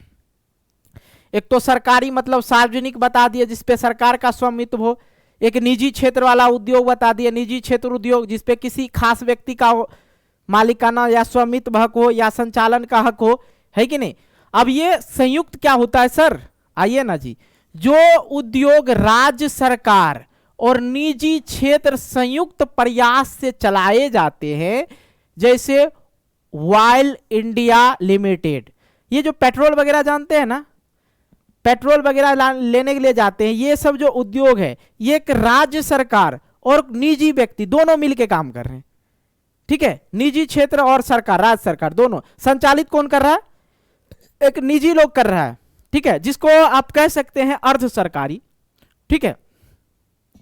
अब देखिए सहकारी उद्योग क्या हो जाता है भाई, सहकारी उद्योग जिनका स्वामित्व कच्चा माल की पूर्ति करने वाले उत्पादक, जो कच्चा माल उत्पादन कर रहा है उनका भी हक होगा, श्रमिकों या दोनों के हाथ में होता है, लाभ हानि का दोनों का होगा। अगर लाभ हुआ तो जो कच्चा माल पूर्ति कर रहा है उसको भी होगा, श्रमिकों को लाभ होगा, हानि हुआ तो उनको भी हानि होगा, ठीक है। जैसे केरल का नारियल उद्योग हो गया, महाराष्ट्र का चीनी उद्योग हो गया, अगर जो कच्चा माल पूर्ति कर रहा है उसको भी हानि और जो उसको उत्पादन कर रहा है उनको भी हानि, ठीक है, दोनों। तो सहकारी उद्योग उसको कहेंगे, ओके। कोई दिक्कत हुआ जी समझने में, यहां तक नहीं ना। आप पांचवा देख लो, उद्योग ही पढ़ रहे हैं ना। चलो, कच्चे तथा तैयार माल की मात्रा व भार, मात्रा मतलब वही हो गया भार, या कितना मात्रा है, अधिक है कम है, या भार के आधार पर कच्चा माल तैयार, माल जो है कच्चा माल तैयार, भार मतलब वजन, और क्या है मात्रा, अधिक है कम है, भार के आधार पर, वेट के आधार पे ना। तो भारी उद्योग कौन कौन से आ जाते हैं ये समझ लो, लोहा, इस्पात उद्योग, चीनी उद्योग, सीमेंट उद्योग, ये सब क्या हो गया, भारी उद्योग हो गया, वजन वाला, ठीक है। इसको कहेंगे वे उद्योग जो भारी और अधिक स्थान घेरने वाला है, कच्चे माल का प्रयोग करते हैं, जैसे लोहा हो गया, इनको अधिक क्षेत्र भी चाहिए, घेरता भी है क्षेत्र। जैसे गन्ना हो गया, एक ट्रक गन्ना ला दिए, 1 कट्ठा ले लिया, 2 कट्ठा वही गन्ने रह जाएगा, है कि नहीं। तो इसको क्षेत्र भी ज्यादा चाहिए और इसका वेट भी होता है, वजन भी अधिक होता है, तो उसको भारी उद्योग में रखेंगे। हल्का उद्योग मतलब हल्के उद्योग, हल्के उद्योग में जिस कच्चे माल का वजन कम हो उसको क्या कहेंगे, हल्का उद्योग। जो कम भार वाला कच्चे माल का प्रयोग कर हल्के तैयार माल का उत्पादन करता है, जैसे विद्युतीय उद्योग। विद्युतीय उद्योग का ज्यादा वेट नहीं होता है, ठीक है। विद्युतीय उद्योग हो गया, ये सब हल्का उद्योग है, ओके। वेट के हिसाब से उद्योग जो है 2 भाग में है, एक भारी उद्योग, एक हल्का उद्योग। आराम से समझ रहे हैं। कृषि आधारित उद्योग बेटा, ठीक है। अब हम लोग समझेंगे कृषि आधारित उद्योग, आइए एक एक करके समझते हैं। कृषि उत्पादकों को औद्योगिक उत्पादन में बदलने वाला उद्योग कृषि आधारित उद्योग होता है। अब देखो भाई, कृषि उत्पाद किसान लोग जो खेत में उत्पाद करते हैं उसके बाद औद्योगिक में देते हैं, औद्योगिक समझे, कहां उद्योग में देते हैं, उसके बाद उसके माल तैयार किया जाता है, उसको बेचा जाता है, उसी चीज को क्या कहेंगे, कृषि आधारित उद्योग बोलेंगे। कृषि उत्पादों को औद्योगिक उत्पाद में बदलने वाला उद्योग को क्या कहेंगे, कृषि आधारित उद्योग कहेंगे। जैसे इसमें क्या बोलेंगे, सूती वस्त्र हो गया, कृषि से कपास से, पटसन हो गया, रेशम हो गया, ऊन हो गया, ऊन भेड़ वगैरह से होता है, चीनी जो हो गया, गन्ना से हो गया, तथा वनस्पति तेल हो गया उद्योग, वनस्पति तेल आदि उद्योग कृषि से प्राप्त कच्चे माल पर आधारित है। ये सब जो उद्योग है कच्चे माल पे आधारित है, ओके। चलो भाई आगे की ओर चलते हैं। वस्त्र उद्योग, तो वस्त्र उद्योग देखो, भारतीय अर्थव्यवस्था में वस्त्र उद्योग का अपना अलग महत्व है, क्योंकि इसका औद्योगिक उत्पादन में जो है महत्वपूर्ण भूमिका है। क्या है, तो देश का यह अकेला उद्योग है जो कच्चे माल से उच्चतम अतिरिक्त मूल्य उत्पादन तक श्रृंखला में परिपूर्ण तथा आत्मनिर्भर है। देखिए ये जो रेडीमेड हम लोग पहनते हैं ना, रेडीमेड में भी होता है, रेडीमेड में एक हो गया कॉटन, प्लास्टिक क्या बोलते हैं उसको, सूती होता है ना जी, सूती एगो पोलिस्टर होता है। पोलिस्टर जो है वो कपड़ा है ही नहीं, जो पोलिस्टर वाला कपड़ा पहनते हैं वो कपड़ा है ही नहीं, हालांकि वो रसायन केमिकल के द्वारा बनाया गया कपड़ा है, समझे। तो भारत एक ऐसा देश है जो कपड़ा उद्योग कहिए या वस्त्र उद्योग कहिए, उसमें इसका अलग ही स्वैग है। अंग्रेज लोग जो है ब्रिटेन वाला यहाँ आया था काहे ले, यहाँ पर उसको बेनिफिट मिल रहा था। यहाँ देखा कि भैया कपास उपास ज्यादा है, यहाँ से सीधे कपास को निर्यात कर देता था कहाँ, ब्रिटेन, और वहां से वही चीज का कपड़ा बन के आता था, तो यहाँ उसका दाम अधिक होता था। असहयोग आंदोलन हुआ था ना जी। असहयोग आंदोलन क्यों हुआ था? भारत के लोग जो थे इतने दिन गुलाम काहे रहे, काहे रहे? अशिक्षा के वजह से, एक दूसरे से प्रेम नहीं था, कोई दिक्कत किसी, देखिए कहीं ना कहीं अंग्रेज या कोई भी इंसान होता है ना, जब एक अंग्रेज ज्यादा था, कोई बोल देते ज्यादा था, उसको गिन सकते थे, इतना है 1000-2000 के वही काफी हो गया, पूरे भारत को, भारत पे राज कर लिया अंग्रेज। उसकी संख्या ज्यादा नहीं थी, उसका दिमाग जो था हम लोग से ज्यादा डेवलप था। लेकिन गांधी जी हिला मारे पकड़ के, असहयोग आंदोलन चलाए। असहयोग आंदोलन का मतलब क्या हो गया कि हम लोग सहयोग कर रहे हैं उसको, कहीं ना कहीं हम सहयोग कर रहे हैं तभी तो वो डेवलप कर रहा है। तो असहयोग आंदोलन क्या किया? असहयोग आंदोलन में उसका सहयोग नहीं करना है। जो उनके साथ काम करता था, वकील वकालत जाना छोड़ दिया, जज कोर्ट जाना छोड़ दिया, विद्यार्थी पढ़ना छोड़ दिया अंग्रेजी स्कूल में, लोग वस्त्र जला दिए कि भैया हम तो अंग्रेज वाला वस्त्र पहनेंगे ही नहीं, काहे पहनेंगे, उसका सहयोग हो रहा है, उससे बेनिफिट मिल रहा है। असहयोग आंदोलन इसलिए हुआ था। अच्छा कमेंट करके बताइए असहयोग आंदोलन कब हुआ था, हम सबका कमेंट पढ़ते हैं, जल्दी से कमेंट कीजिए, ठीक है। तो जो ये देश का यह अकेला उद्योग है जो कच्चे माल से उच्चतम अतिरिक्त मूल्य उत्पादन तक श्रृंखला में परिपूर्ण और आत्मनिर्भर है, ठीक है। क्योंकि दोसर देश के हम कपड़ा नहीं भी पहनेंगे, आत्मनिर्भर का मतलब होता है खुद पे निर्भर हो जाना, ठीक है। दूसरे देश से हम कपड़ा नहीं भी मंगाएंगे ना, तो भारत के उतने कपड़े हैं कि हम लोग ऐसे पहन के मजा ले लेंगे। बात समझ में आ रहा है? आइए आगे आते हैं हम लोग। सूती कपड़ा उद्योग, पहला सूती वस्त्र उद्योग जो है 1854 में मुंबई में स्थापित किया गया था। महात्मा गांधी ने चरखा काटने और खादी के पहनावे पर जोर दिया था, जिससे बुनकरों को रोजगार मिला, ठीक है। अभी खादी वगैरह कौन पहनता है? कोई नहीं पहनता, बहुत कम, ये उद्योग जो है नेता उता जो है वही सब खादी वगैरह पहनता है, ठीक है। पुलिस वगैरह भी खादी वगैरह देखते हैं आजकल पहनते हैं।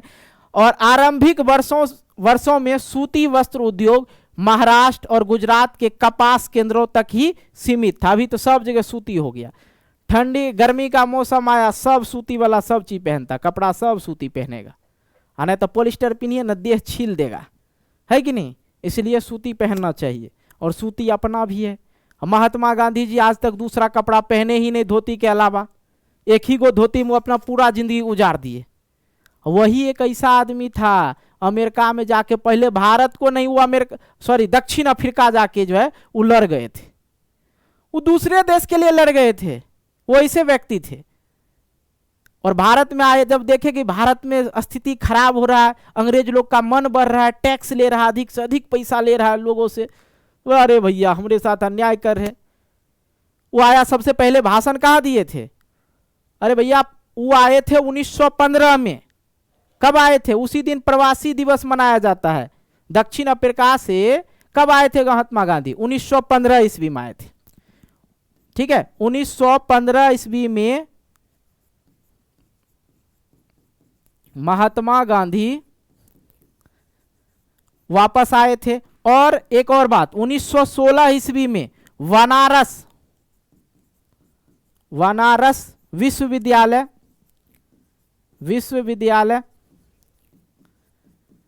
विश्वविद्यालय में पहली बार भाषण दिए थे, पहली बार भाषण दिए थे, ठीक है।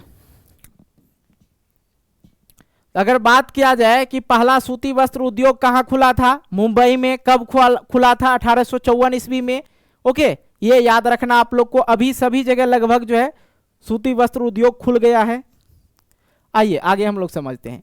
कपास की उपलब्धता, बाजार, परिवहन, पतनों की समीपता, श्रम, नमी युक्त जलवायु आदि कारकों ने इसके स्थानीयकरण का बढ़ावा दिया है। यहाँ ओके, कताई कार्य महाराष्ट्र में होता है, गुजरात तथा तमिलनाडु में केंद्रित है, लेकिन सूती, रेशम, जरी, कसीदाकारी आदि में बुनाई का परंपरागत कौशल और डिजाइन देने के लिए बुनाई अत्यधिक विकेंद्रीकृत हो गई है। ठीक है, बहुत सारा विकेंद्रीकृत का मतलब क्या हो गया, बहुत अलग अलग। ठीक है, विकेंद्रीकृत का मतलब क्या हुआ भैया, अलग अलग जगह पे जो है ये अब खुल गया है। ओके, डिजाइन अलग जगह होता है, कपड़ा बना कहीं और फिर उसके बाद डिजाइन करने के लिए जाएगा, कलर करने के लिए जाएगा, है कि नहीं। कटाई का काम कहाँ होता है, महाराष्ट्र, गुजरात, तमिलनाडु में केंद्रित है, लेकिन सूती का, रेशम, जरी, कसीदा आदि जो है बुनाई का परंपरागत कौशल और डिजाइन देने के लिए बुनाई अत्यधिक विकेंद्रित हो गई है। ठीक है, अब पहले के बात बता रहे हैं आप लोगों। आज के डेट में ये देख रहे हैं ना, हमरे टी शर्ट पे नेट लगा दिया है। पहले वाला कपड़ा में ज़्यादा हाई फाई नहीं होता था, उस समय मशीन वगैरह नहीं थी ना, उस समय ज़्यादा से ज़्यादा वो जो आजकल देखते हैं सितारा उतारा बैठा दिया जाता था, तो उस समय सितारा वगैरह वाला साड़ी भी नहीं मिलता था, एकदम प्लेन साड़ी मिलता था। अभी देखिएगा तो एकदम जरी भरल है, सितारा भरल है, सब चीज़ भर के आता है साड़ी में, महंगा भी हो इसने, है कि नहीं जी। आइए आगे हम लोग समझते हैं, भारत में सूती वस्त्र उद्योग के सामने समस्या क्या है, क्या प्रॉब्लम क्या है भाई, सूती वस्त्र में क्या समस्या है। पुरानी और परंपरागत तकनीक, अभी भी जो है हम लोग के देश में जो है अभी भी देखिएगा बहुत सारा चीज जो है परंपरागत का मतलब क्या हो गया, पुराने हिसाब से करना। अरे भैया हम लोग इतना डेवलप हो गए, लेकिन अभी भी सोच हमारी पुरानी है, पुराने औजार से हम लोग काम करते, पुराने मशीन से हम लोग काम करते, ज्यादातर हाथ से ही हम लोग कर लेते हैं। यहाँ पे क्या है, मशीन की कमी है। ओके, वैसे भारत देखा जाए बहुत सताया हुआ देश है। ठीक है, आज देखा जाए तो भारत को सिर्फ 77 साल हुआ आजाद होना, भारत को आजाद होना कितना हुआ, 77 साल। ठीक है, लेकिन 77 साल में सब देश के नेता ने इतना बुड़बक है कि बर्बाद करने पे तुल गया है। देश के नेता, जो भी नेता है सिर्फ कुर्सी के लिए आता है भैया, उनको चाहिए कुर्सी, और नेता में को सही आदमी नहीं है, सब मर्डर कर का आदमी है, सबका गुनाह छिप जाता है, समझे कि नहीं। तो हम लोग क्या करते हैं, पुराने और परंपरागत तकनीक का उपयोग करते हैं, यह समस्या है। लंबे रेशे वाली कपास का पैदावार कम होना, भारत में जो लंबे रेशे वाली कपास होता है उसका पैदावार कम होता है। नई मशीन का अभाव है। कृत्रिम वस्त्र क्या हो गया भाई, कृत्रिम वस्त्र उद्योग से प्रतिस्पर्धा, यही तो है कृत्रिम वस्त्र। टेरिकोटन जो बताए थे, टेरिकोटन बताए थे, पॉलिस्टर बताए थे, नायलॉन बताए थे, ये सब क्या है, कृत्रिम वस्त्र है, समझे। ये और केमिकल वाला वस्त्र है, कपड़ा नहीं है, वो सूती नहीं है, याद रखिएगा। अनियमित बिजली का आपूर्ति, मतलब सही से बिजली पूर्ति नहीं कर पाता है। तो ये भारत में सूती वस्त्र उद्योग के सामने ये सब समस्या हैं।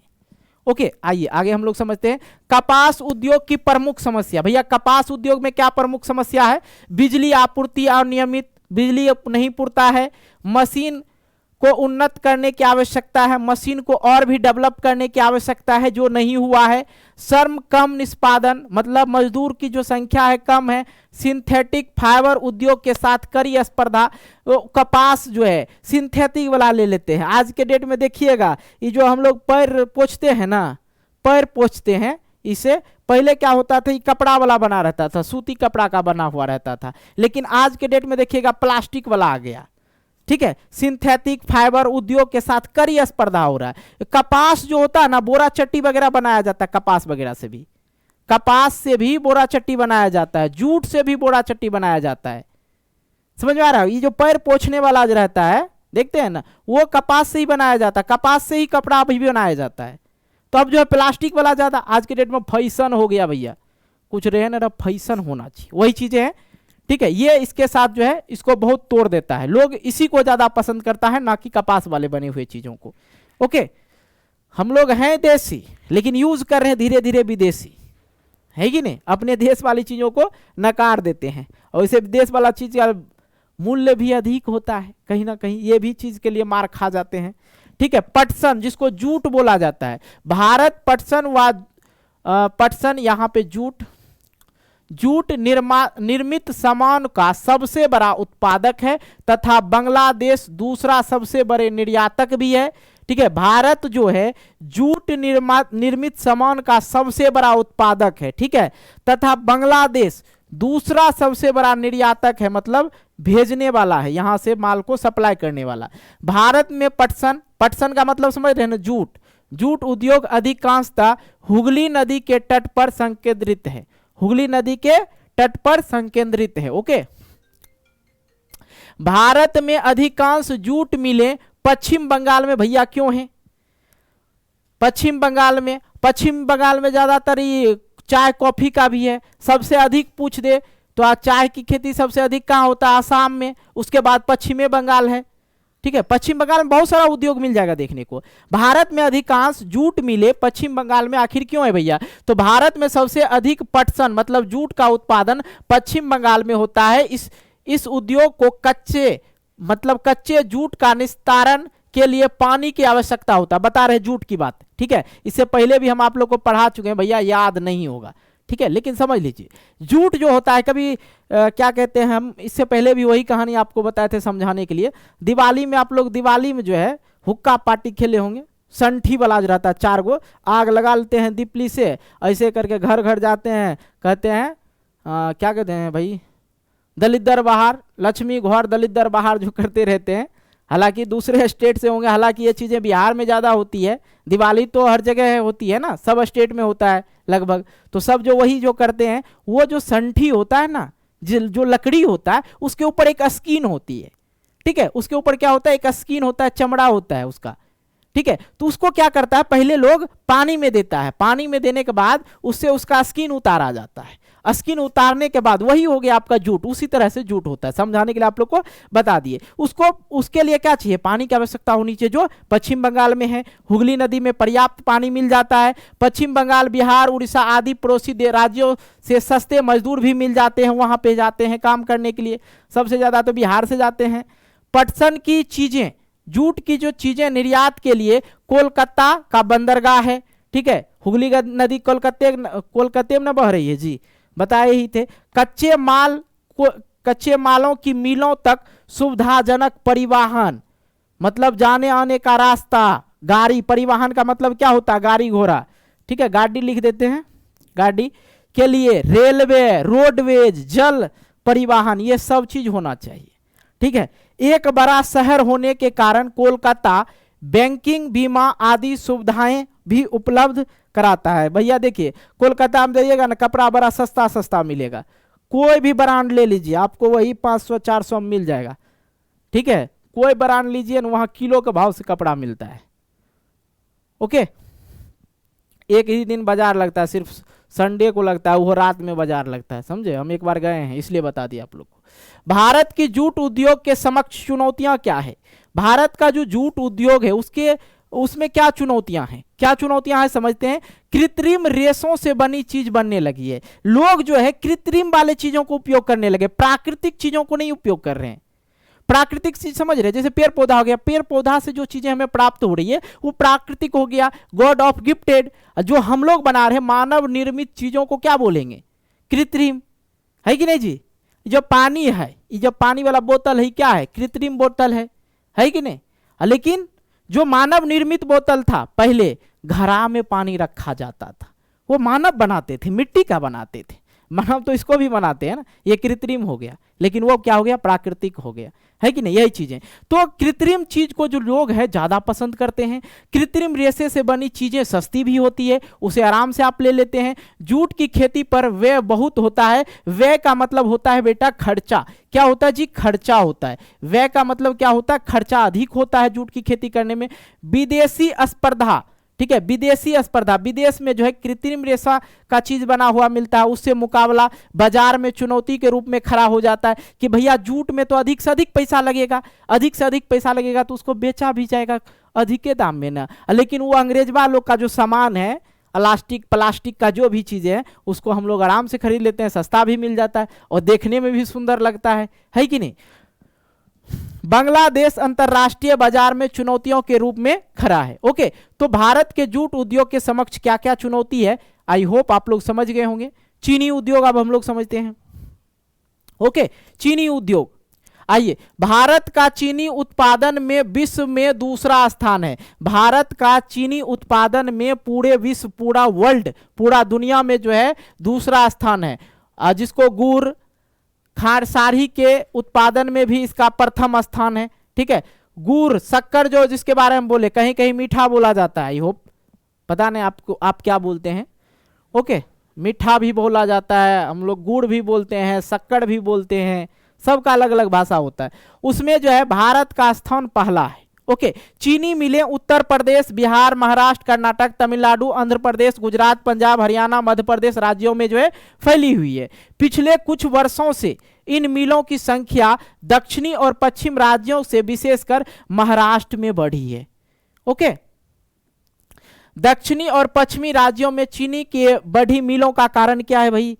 सवाल पे सवाल आ रहा है, हर सवाल को बता देंगे, टेंशन मत लीजिए आप लोग। ठीक है, काहे कि गन्ने में सुक्रोज अत्यधिक मात्रा में होती है। जो दक्षिणी और पश्चिम राज्य है वहां की जो गन्ना होती है कुछ ज्यादा मीठा होता है। सुक्रोज का मतलब क्या हो गया भाई? ज्यादा मीठा होता है।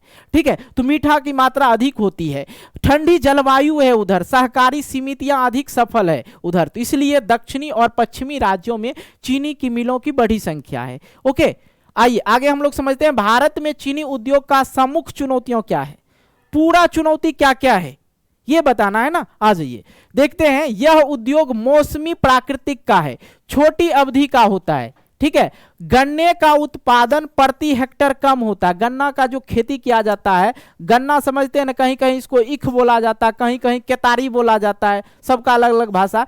ये जो है गन्ने का उत्पादन प्रति हेक्टर, मतलब प्रति हेक्टर का मतलब एक बीघा, बीघा समझते हैं ना जी, एक बीघा में इसका बहुत कम उत्पादन होता है। ठीक है, पुरानी मशीनों का होना, मतलब गन्ने को उत्पादन करने के लिए जो मशीनें वगैरह वो बहुत पुराना है और परंपरागत है, मतलब पुराने जमाने से जो चीजें यूज कर रहे हैं उसी तरह से अभी तक इसमें आधुनिकीकरण नहीं लाया गया, नया नया मशीनें नहीं लाई गई। खोई का अधिकतम इस्तेमाल ना कर पाना, परिवहन के साधनों का असक्षम होना, गाड़ी घोड़ा जो है यहाँ पे जल्दी नहीं मिल पाते हैं गन्ना ढूंढने के लिए, और गन्ना ढूंढने के लिए मिलेगा कैसे? गन्ना होता कहाँ है? खेत में, और खेत में बड़ा सा ट्रक नहीं जा पाता है, कहीं के रोड सही नहीं है।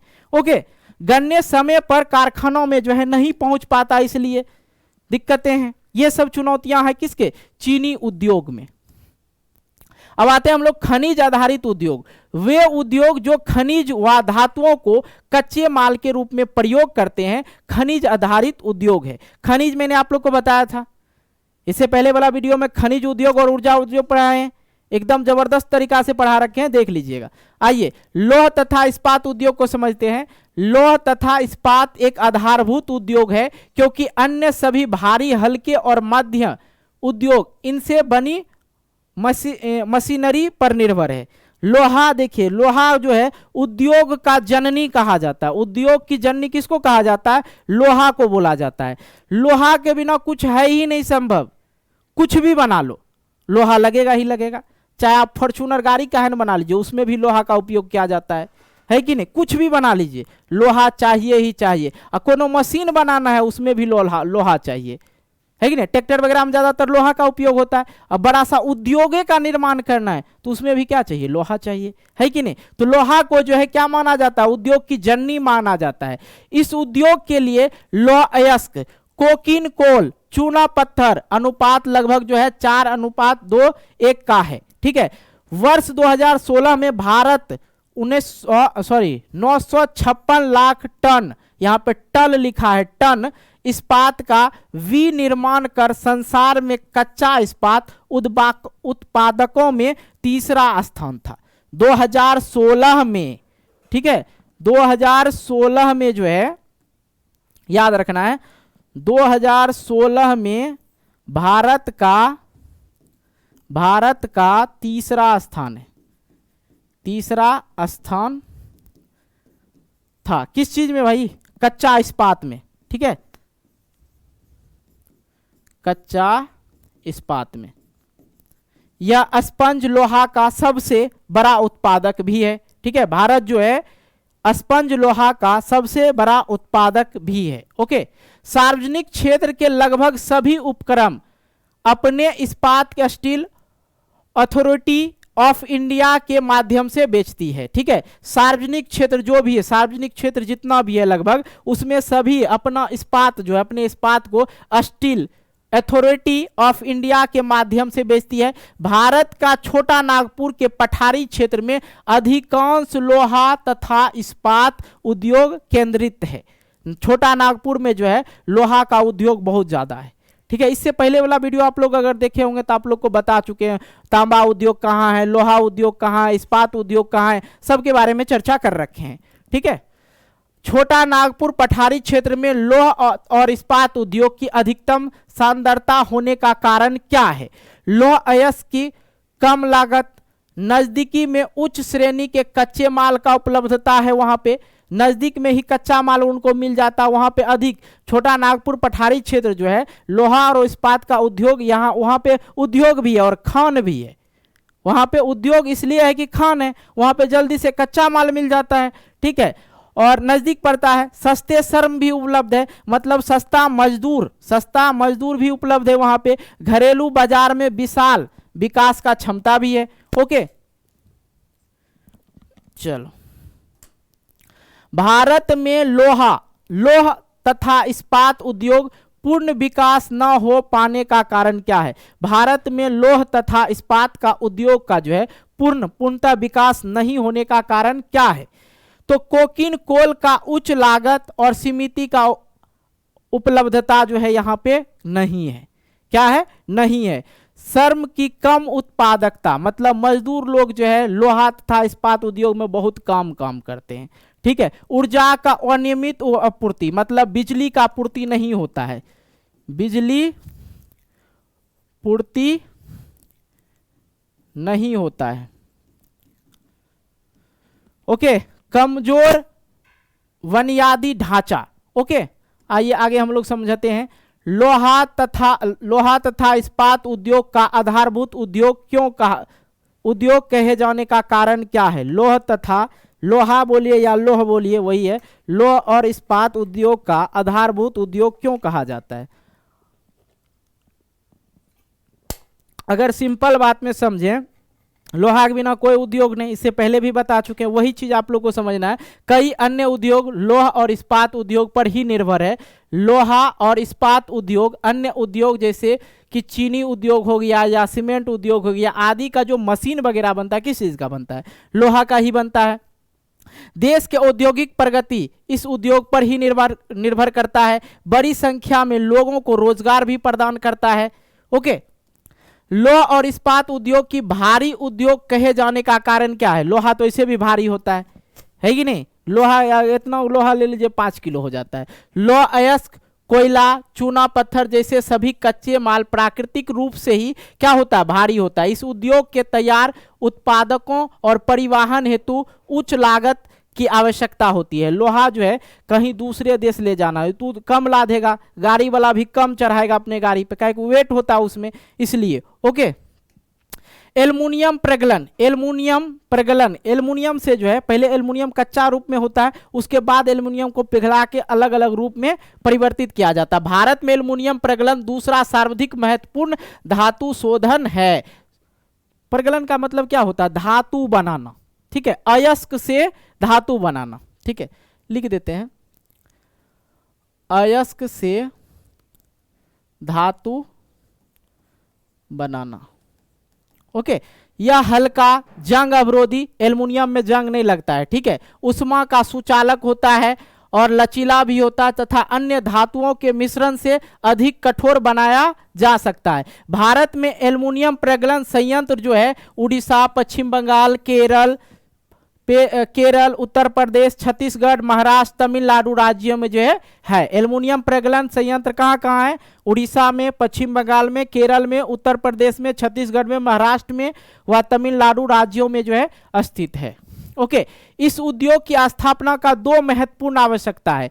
नियमित ऊर्जा की पूर्ति करता है, कम कीमत पे कच्चे माल का उपलब्धता कराता है। ठीक है, इस उद्योग की स्थापना का 2 महत्वपूर्ण आवश्यकता यह है कि यह नियमित ऊर्जा को क्या करता है? पूर्ति करता है, और कम कीमत पे कच्चे माल को क्या करता है? उपलब्ध कराता है। रसायन उद्योग समझ लेते हैं। भारत के सकल घरेलू उत्पाद में रसायन उद्योग का भागीदारी अगर देखा जाए तो 3% है। रसायन उद्योग का सकल घरेलू उत्पाद में जो है 3% ही है। ओके, यह उद्योग एशिया में सबसे बड़ा और विश्व में आकार की दृष्टि से 12वें स्थान पे है। भारत में कार्बनिक और अकार्बनिक दोनों प्रकार की रसायन जो है उपलब्ध है। तो ये दोनों समझ लेते हैं। भारत में जो है कार्बनिक और अकार्बनिक रसायन पदार्थ क्या होता है समझ लीजिए। आइए, कार्बनिक पदार्थ क्या होता है? कार्बनिक पदार्थ या कार्बनिक रसायन में पेट्रो रसायन शामिल होता है जो कृत्रिम वस्त्र बनाया जाता है। जैसे कि मैंने आप लोग को बताया था, पॉलिस्टर हो गया, नायलॉन हो गया, ये सब कपड़ा जो है प्राकृतिक वाला नहीं है, ये सब केमिकल वाला कपड़ा है। जो सूती आप लोग पहनते हैं वही सबसे अच्छा होता है कि नहीं? आप पॉलिस्टर पहन लीजिएगा, देखिएगा ये सब जो है छील देता है स्किन को।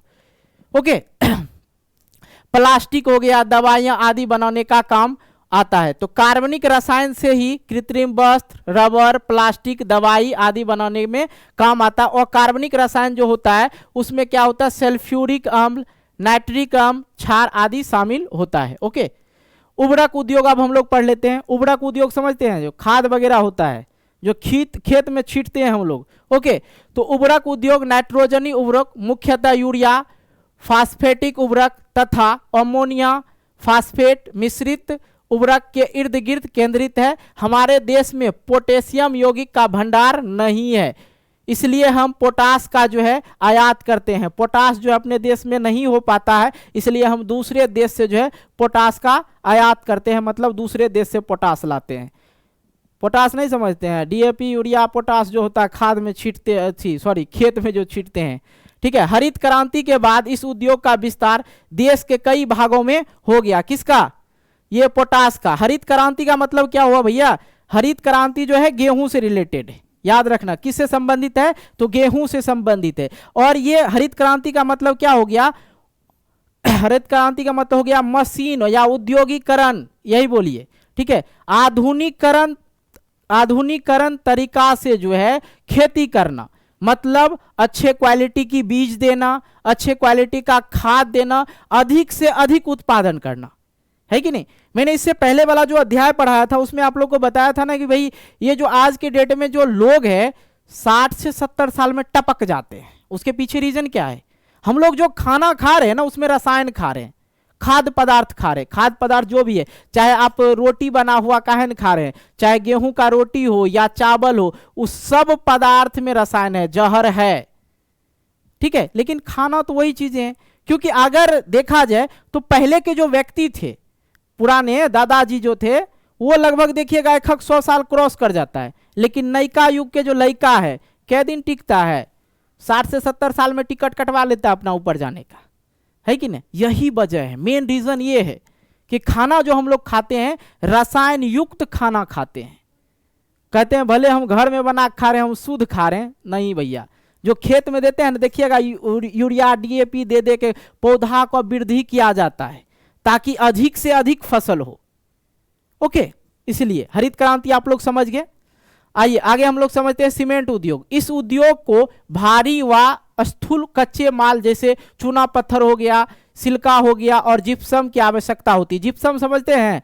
जिप्सम का सूत्र याद है आप लोग को? साइंस पढ़े हैं ना जी? जिप्सम का सूत्र याद है? ये जो प्लास्टर करते हैं ना हाथ में, जिप्सम दे के ना करते हैं प्लास्टर, वही है। आवश्यकता होती है रेल परिवहन, कोयला। जो सीमेंट उद्योग के लिए क्या चाहिए? रेल से ही ये आता है। सीमेंट वगैरह देखिएगा, कभी गोदाम जाइएगा उसको कहता है माल गोदाम। ठीक है, गाड़ी जो होता है मालगाड़ी चलता है ना जी, एक होता है पैसेंजर लेके चलने वाली गाड़ी, एक होता है माल गाड़ी। उसमें ज्यादातर देखिएगा आपको खाद वाला खाद आता है दूसरे जगह से, सीमेंट आता है, कोयला आता है, ये सब चीज होता है। सीमेंट उद्योग के लिए जो है आवश्यक, सीमेंट उद्योग के लिए अभी आप समझते हैं, इस उद्योग का भारी व स्थूल कच्चे माल चूना पत्थर है। सीमेंट उद्योग का जो माल है, सीमेंट उद्योग में क्या सीमेंट जैसे बनता है, चूना पत्थर, सिलिका और जिप्सम की आवश्यकता होता है सीमेंट बनाने में। ठीक है, इसमें क्या रेल परिवहन होना चाहिए, यातायात सुविधा के लिए कोयला और विद्युत की आवश्यकता होती है। इसका उपयोग निर्माण कार्यों में किया जाता है। घर वगैरह का निर्माण करते हैं तब हम लोग सीमेंट का उपयोग करते हैं। पुलिया बनाना है, 10 महला बिल्डिंग बनाना है, उसमें हमको सीमेंट का उपयोग करना पड़ता है। इस उद्योग की इकाइयां गुजरात में लगाई गई है क्योंकि यहाँ से खाड़ी के देशों में व्यापार की उपलब्धता है। ओके, हमारे देश के लिए सीमेंट उद्योग विकास अति महत्वपूर्ण है। क्यों? हमारे देश में सीमेंट उद्योग का विकास अति महत्वपूर्ण है। क्यों? अगर भैया सीमेंटवा नहीं रहा तो फिर हम लोग घर कैसे बनाएंगे, है कि नहीं? भवन का निर्माण कैसे करेंगे, फैक्ट्रियां कैसे बनाएंगे, सड़कें कैसे बनाएंगे, पुल कैसे बनाएंगे, बांध कैसे बनाएंगे, घर कैसे बनाएंगे आदि का निर्माण के लिए हमें क्या चीज का जरूरत पड़ता है? सीमेंट का। हमारा सीमेंट उद्योग उत्तम गुणवत्ता वाले सीमेंट का उत्पादन करता है। अफ्रीका के देशों में भी मांग रहता है। हमारे यहाँ जो सीमेंट बनती है, अफ्रीका वाला हम लोग का सीमेंट मांगता है कि भैया हमको दे दीजिए, हम भी बिल्डिंग बनाएंगे, तो यहाँ से भेजते रहते हैं उनको भी। ओके, आइए आगे हम लोग देखते हैं मोटर गाड़ी उद्योग। मोटर गाड़ी उद्योग में भी भारत कम नहीं है। ठीक है, देखिए मोटर गाड़ी यात्रियों तथा सामान के तीव्र परिवहन। तीव्र परिवहन का मतलब हो गया तेजी से। अब भैया हमको जाना है कहीं, 10 किलोमीटर जरूरी लग गया, गाड़ी में तेल है, हूँ किए वहाँ पहुँच गए, मतलब तेजी से पहुँच गए। अगर गाड़ी नहीं रहता तो अपना हूँ नहीं हाँ करके चलते रहते, धीरे धीरे धीरे, कब पहुँचेंगे पता नहीं। एक बात बताएं, पहले के ज़माना में गाड़ी उड़ी नहीं था। शादी करने के लिए जाता था लोग अपना जुगाड़ से, मतलब बैलगाड़ी पे जाता था। आज देखिए लड़का के लिए एकदम छोटका गाड़ी करेंगे, मच मच करे गाड़ी, जो वैसन गाड़ी करके आजकल शादी करने के लिए जाते। लेकिन पहले मर जाता था तो भोज भात हो जाता था, तब पता चलता था वो मर गया, काहे कि उस समय फोन नहीं था, पत्र लिखा जाता था। ये समस्या थी। धीरे धीरे कहाँ से कहाँ दुनिया पहुंच गया, है कि नहीं? चलिए अब यहां तक समझ गए। तीव्र परिवहन के साधन है, जो गाड़ी मोटर है यात्रियों तथा सामानों के लिए तेजी से परिवहन आने जाने का जो है क्या है, साधन है। अब उदारीकरण क्या होता है भाई? उदारीकरण क्या होता है? उदारीकरण का अर्थ है, यहां पे लिख दिए, बाजार को मुक्त करना, अर्थात उस पर से अनावश्यक सरकारी नियंत्रण को कम करना। मतलब कोई उद्योग अगर यहाँ भारत के अंतर्गत खोला जाता है तो उस पर सरकार का ज्यादा नियम नहीं होना चाहिए, नहीं तो दूसरा देश वाला आएगा, 5 दिन 10 दिन डॉक्यूमेंट लगाओ, ये लगाओ वो लगाओ, इस सब प्रक्रिया को हटा दिया, उसी को बोला जाता है उदारीकरण। तब जाके भारत के अंतर्गत बड़ा बड़ा कंपनियां आए, भारत के अंतर्गत उद्योग खुला। ओके, इसी को कहा जाता है उदारीकरण। समझ में आ गया आप लोग को? उदारीकरण के पश्चात और आधुनिक मॉडल के वाहनों का बाजार तथा वाहनों की मांग बढ़ी। यह उद्योग दिल्ली, गुड़गांव, मुंबई, पुणे, चेन्नई आदि शहरों के आसपास स्थापित है। ओके, भारत में उदारीकरण एवं प्रत्यक्ष, प्रत्यक्ष का मतलब मैंने आप लोग को बताया था डायरेक्ट। ठीक है, इंग्लिश में समझ जाइएगा, हिंदी में नहीं समझ रहे हैं। ठीक है, प्रत्यक्ष मतलब डायरेक्ट। विदेशी निवेश, निवेश का मतलब क्या हो गया? पैसा खर्चा करना। निवेश ने मोटर गाड़ी उद्योग में अत्यधिक वृद्धि करने का कारण क्या है? भारत के उदारीकरण के बाद जो विदेशी निवेश में मोटर गाड़ी उद्योग में अत्यधिक वृद्धि करने का कारण क्या है? कि भारत में जो था उस समय गाड़ी नहीं था, उस समय गाड़ी नहीं था, तो दूसरे के देश में गाड़ी बना तो दूसरे देश वाला हम लोग को दे रहा था गाड़ी कि भैया चलाइए। ठीक है, बदले में उन लोग को मुनाफा ज्यादा हो रहा था, काहे कि सेल ज्यादा हो रहा था। तो उदारीकरण के पश्चात नए और आधुनिक मॉडल के वाहनों का बाजार बढ़ा, वाहनों की मांग बढ़ी। Car, scooter, scooty, bike, auto rickshaw की संख्या में क्या हुई? अपार वृद्धि हुई। प्रत्यक्ष विदेशी निवेश के साथ साथ नए प्रौद्योगिक का मतलब क्या हो गया? ये तो हिंदी लिखा हुआ नहीं समझ में आएगा, इंग्लिश में समझिए, टेक्नोलॉजी। ठीक है, के उपयोग से यह उद्योग जो है विस्तृत विकास के स्तर पर आ गया। आज 15 इकाई कार, 14 इकाई स्कूटर, मोटरसाइकिल और ऑटो रिक्शा का निर्माण करता है भारत भी। ओके, सूचना प्रौद्योगिकी तथा इलेक्ट्रॉनिक उद्योग। इलेक्ट्रॉनिक उद्योग के अंतर्गत आने वाले उत्पादों में ट्रांजिस्टर से लेकर टेलीविजन, टेलीफोन, एक्सचेंज, राडर, कंप्यूटर तथा दूरसंचार के उद्योग के उपयोगी अनेक उपकरण तक बनाए गए। यहाँ पे जो है प्रौद्योगिकी का मतलब हो गया टेक्नोलॉजी। यहाँ पे जब टेक्नोलॉजी आया तो यहाँ पे हर चीज़ बनने लगा, धीरे धीरे बल्ब बनने लगा, मोबाइल बनने लगा, हेडफोन बनने लगा। ये सब जो है अभी नहीं बन रहा है, डिजिटल बोर्ड अभी भारत में नहीं बन रहा है, समझ रहे हैं ना? ये जापान से आया है, जापान से अब धीरे धीरे यहाँ पे भी बनाया जा रहा है, इसकी कार्य चल रहा है। ओके, भारत की इलेक्ट्रॉनिक राजधानी के रूप में बेंगलोर का विकास हुआ। सबसे ज्यादा इलेक्ट्रॉनिक चीजें जो आपको देखने को मिलेगा बेंगलोर से मिलेगा, वहां पे ज्यादा बनाया जाता है। तथा भारत में सूचना और प्रौद्योगिकी उद्योग के सफल होने के कारण हार्डवेयर एवं सॉफ्टवेयर का निरंतर विकास हो रहा है, अभी भी हुआ है। अब मोबाइल में जो है वीडियो कॉलिंग चल रहा है, ऑडियो कॉलिंग चल रहा है, वो सॉफ्टवेयर के कारण ही चल रहा है, नेटवर्किंग। ओके, आइए, भारत के सूचना प्रौद्योगिकी उद्योग का आर्थिक विकास में योगदान।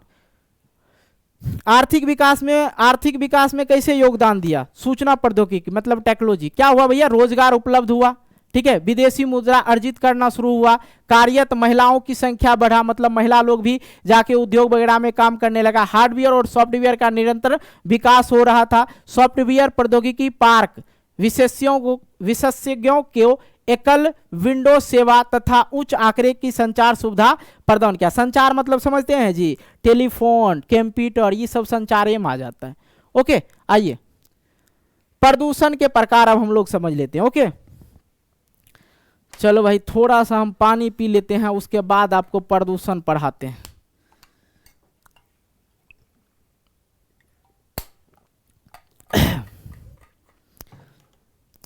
प्रदूषण के प्रकार, अब देखिए भैया यहाँ पे प्रदूषण के प्रकार,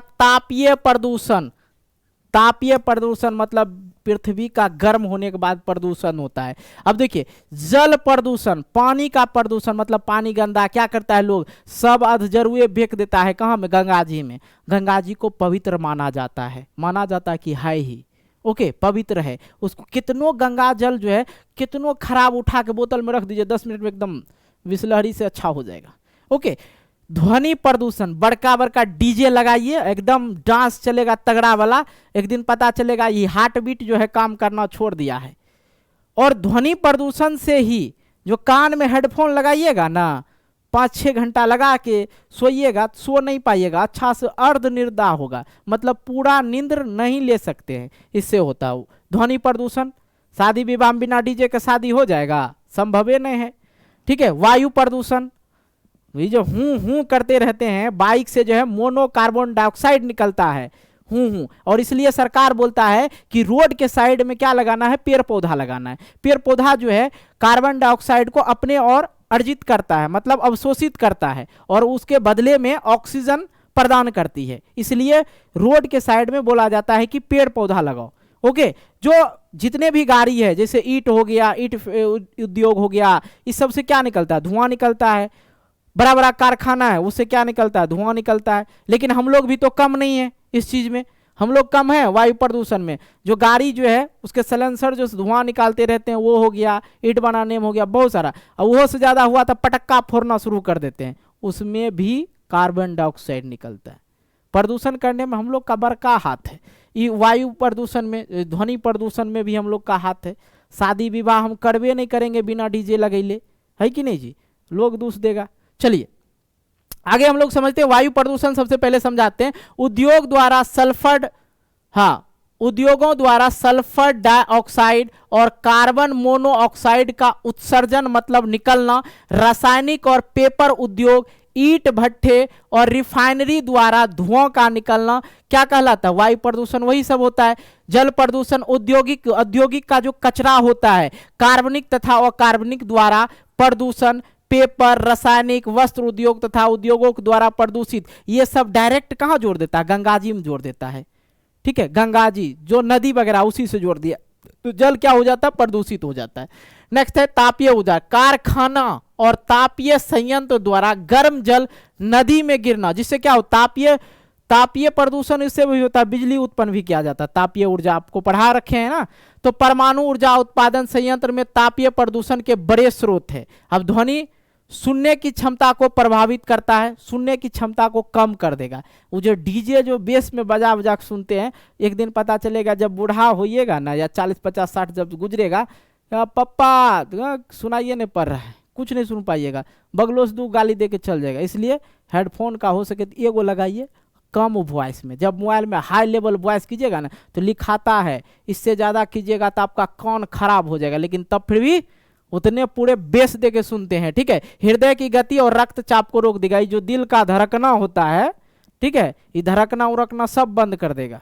इसलिए आप गाना जो सुने कम वॉइस में सुने, और डीजे से जो है कम से कम 20 मीटर की दूरी बनाए रखें।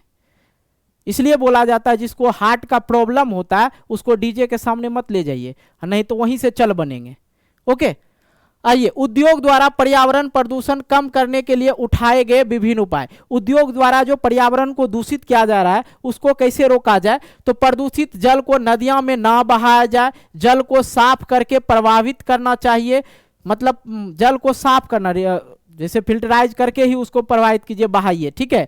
जल विद्युत का प्रयोग करना चाहिए, ऐसी मशीनरी का प्रयोग करना चाहिए जो कम धुआं दे। ओके, भारत में पर्यटन के बढ़ते महत्व। भारत में जो है पर्यटन मतलब हो समझते हैं, हो घूमने फिरने वाला जगह जो है उसका महत्व क्यों बढ़ रहा है? अरे भारत ही ईश्वर का देश है, भारत क्या है? ईश्वर का देश भी है, और भारत देख के ईश्वर भी प्रसन्न होते हैं, संस्कृत में तो पढ़े होंगे। ओके, विश्व का सबसे तेजी से बढ़ता हुआ तृतीय क्षेत्र उद्योग यही है भारत। कुल 25,000 लाख नौकरियां प्रदान करता है भारत में। कुल राजस्व सकल घरेलू उत्पादन का 40% है।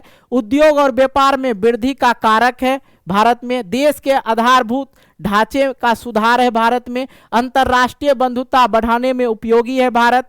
हाल के वर्ष में पर्यटन उद्योग के कई स्वरूप जैसे मेडिकल, टूरिज्म आदि का प्रचलन भी बढ़ा है, ठीक है। मेरीन ड्राइव वगैरह जो वो सब क्या है, पर्यटन के घूमने उमने के लिए जगह है, मनोरंजन करने का जगह। ओके, ये सब चीज बढ़ रहा है भारत में। पर्यटन के बढ़ते महत्व का कारण क्या है कि भाई विश्व में सबसे तेजी से बढ़ता हुआ तृतीय क्षेत्र का उद्योग भी है, यहाँ पे इतना इतना नौकरी भी है, सब चीज है ही, तो वो भी है। कोई दिक्कत हुआ समझने में? नहीं ना हुआ? तो ये आप लोग का इस थैंक यू के साथ आपका अध्याय खत्म हो जाता है, ठीक है। 1 घंटा 16 मिनट लगा, पूरा अध्याय खत्म हो गया आप लोग का। अब भैया आप लोग को अगर इसका पीडीएफ चाहिए, अगर कोर्स परचेज करना चाहते हैं तो कर लेना है। आप लोग को मोबाइल नंबर देते हैं, उस पर आप लोग को व्हाट्सअप करना है 85 81 80 29 29। इस नंबर पे आप लोग को व्हाट्सअप करना है और बोलना है सर मुझे पंकज स्टडी, ठीक है, स्टडी सेंटर का जो है क्या लेना है, कोर्स परचेज करना है सर। बहुत सस्ता में आप लोग को कोर्स मिल जाएगा। बाकी हम सोशल साइंस पढ़ा ही रहे हैं, आप लोग का साइंस भी लगभग खत्म हो गया, मैथ भी खत्म हो गया, हिंदी भी खत्म हो रखा है। तो अगर आप लोग को पीडीएफ चाहिए तो आप इस नंबर पे व्हाट्सअप करना है, कॉल नहीं कीजिएगा, लगेगा भी नहीं।